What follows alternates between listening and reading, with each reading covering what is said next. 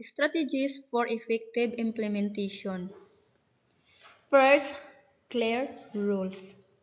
Define specific responsibilities to enhance accountability and focus contributions. Clear rules is a key factor for successful, participative, and shared decision making. It means everyone knows what they are responsible for and who makes the final call. What clear rules means? So ano ba yung clear rules? Each person understands their responsibilities.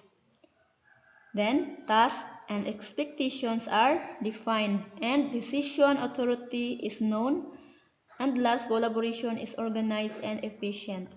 Example, in a student council project, president leads meetings, secretary records decisions, and treasurer manages the budget, and members collect ideas and vote. So everyone knows the rule, so the group works smoothly and avoids confusion. Why it matters? It prevents understandings, reduces conflict, increases efficiency, and ensures accountability.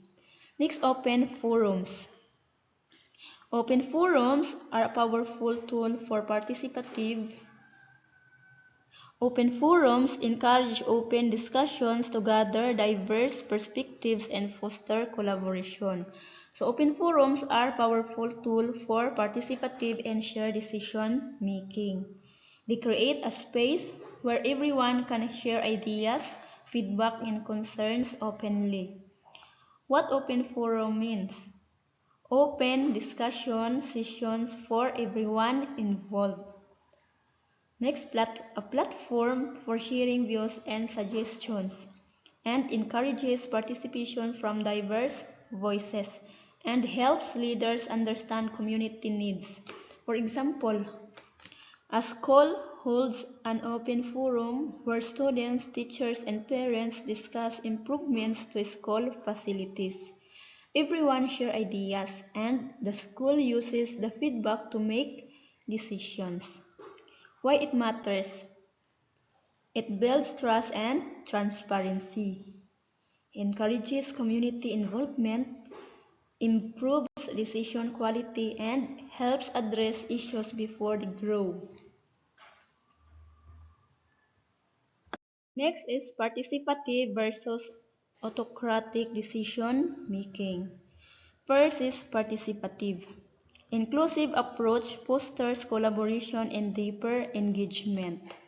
So, participative refers to a style of decision making where people are actively involved in the process, usually by giving input, sharing ideas, and contributing to discussions.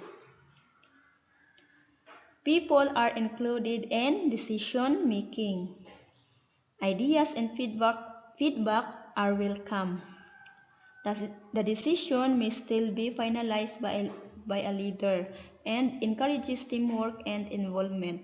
For example, a teacher asks students for suggestions on classroom rules and then chooses the final rules based on the group's input.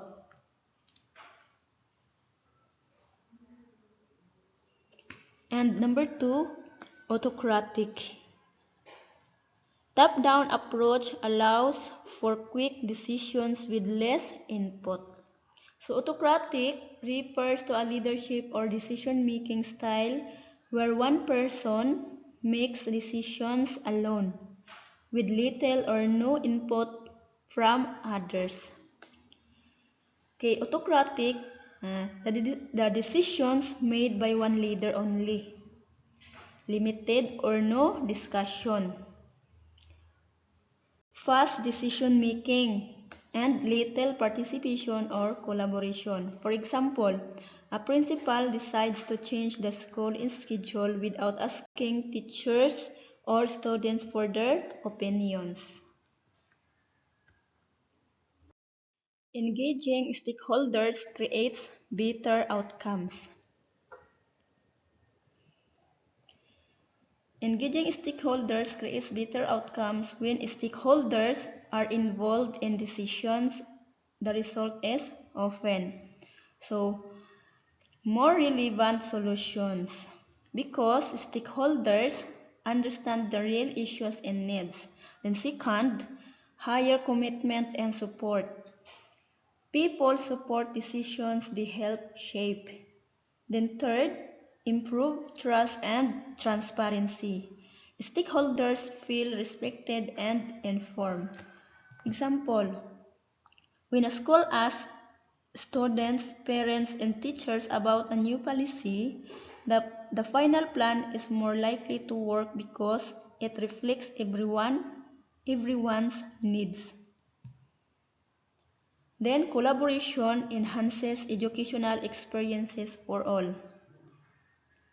Absolutely.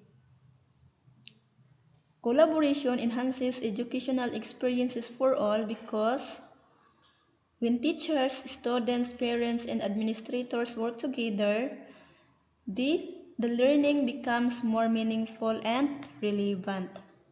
So students connect classroom lessons to real needs and ideas. Then students feel more supported and motivated. So they feel heard and involved in their own learning. And school culture becomes stronger. Trust, respect, and teamwork improve. For example, a school creates a project where students work with teachers and community members. So students gain real-world skills and learning becomes more engaging and practical. Then shared success leads to transformative change. Shared success leads to transformative change. When success is shared, it becomes more meaningful and lasting. Why it creates transformative change? Because people feel valued and motivated. When everyone contributes and wins together, motivation increases. And communities and teams become stronger. Collaboration builds trust, unity, and resilience. And positive changes become sustainable because everyone is committed to the outcome. Example, when a school community, students, teachers, and parents work together to improve the learning environment, the result is not only better facilities, it is also improves school spirit, behavior, and academic performance. Next steps. Consider implementing shared decision-making strategies by engaging educators and students in collaborative discussions and planning. It means this approach ensures that decisions are informed by diverse perspectives, strengthens commitment, and improves outcomes. When educators and students participate together, they develop a shared vision, build trust, and create solutions that are more relevant and sustainable. Okay, that's all my report. And once again, good afternoon and thank you for listening and watching.